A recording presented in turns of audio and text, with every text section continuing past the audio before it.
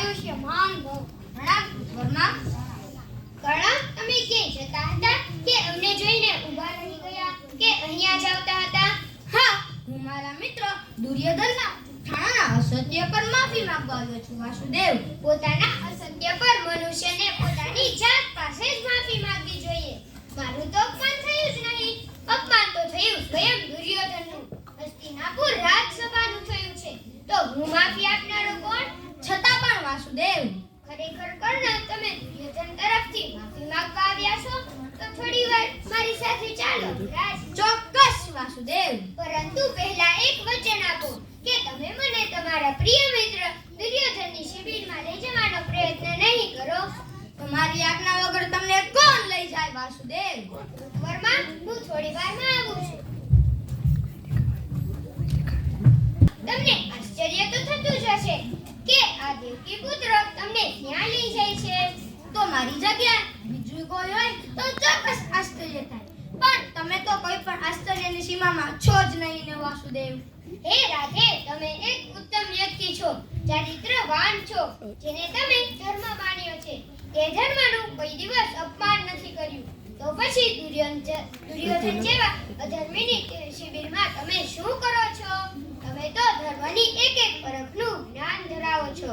અંગરાજ, તમે તો વિચારી પણ નહીં શકો કે દુર્યોધનનો માર્ગ સત્યનો માર્ગ છે, ધર્મનો માર્ગ છે. પરંતુ મારો ને દુર્યોધનનો સંબંધ આધાર નથી ધર્મ કે અધર્મ નથી. આ સંબંધનો આધાર સ્નેહ છે. તે મારો મિત્ર તો છે, તે મારો કૃષ્ણ નહીં, પણ હું તેનો સુદામા અવશ્ય છું. ક્ષત્રિય સમાજમાં મારું અપમાન થતું હતું. ક્ષત્રિય સમાજમાં મને એટલા જ નહોતો સ્વીકારવામાં આવ્યો કારણ કે હું શુદ્ધ પુત્ર છું. એક એકલો દુર્યોધન જ ક્ષત્રિય છે કે જેના બાબતનું અંતર રાખેલ નથી. આજથી વર્ષો પહેલા ક્ષત્રિય સમાજની સામે મારું અપમાન થતું હતું ત્યારે ફક્ત દુર્યોધને જ મારી સહાયતા કરી હતી અને તેને મને અંગ દેશનો રાજા બનાવ્યો હતો.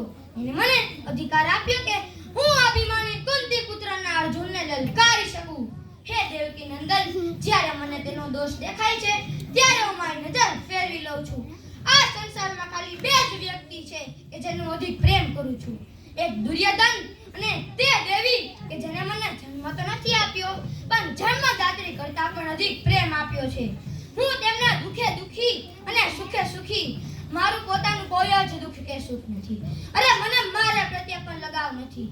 હું જ્યાં સુધી જીવિત છું ત્યાં સુધી તે બે વ્યક્તિ સિવાય મારા હૃદયમાં કોઈનું સ્થાન નથી. તે ઠીક છે અંગરાજ, ઉપકારનું ઋણ ચૂકવવું ઉચિત ઉપકારનું ઋણ ચૂકવવું સહેલું નથી. પરંતુ જ્યારે સત્ય અસત્ય, ધર્મ અધર્મ, પ્રકાશ અંધકાર જેવી મુશ્કેલીમાં આવી જાય ત્યારે અસત્ય અધર્મ અંધકારનો પક્ષ લઈ ઉપકારનું ઋણ ચૂકવવું ઉચિત છે અંગરાજ. જો જ્યારે હું આ ઋણ પર લેતો હતો ત્યારે કહેવું જોઈતું હતું ને વાસુદેવ. હવે મેં આ ઋણ પર લઈ લીધો છે તો તેને ચૂકવવું પડશે. પરિણામ જે આવે તે. આ દ્રષ્ટિકોણ પણ હોઈ શકે. ક્યાંય એવું તો નથી કે તેને તમને અંદેશ આપીને તમને ખરીદી લીધો હોય.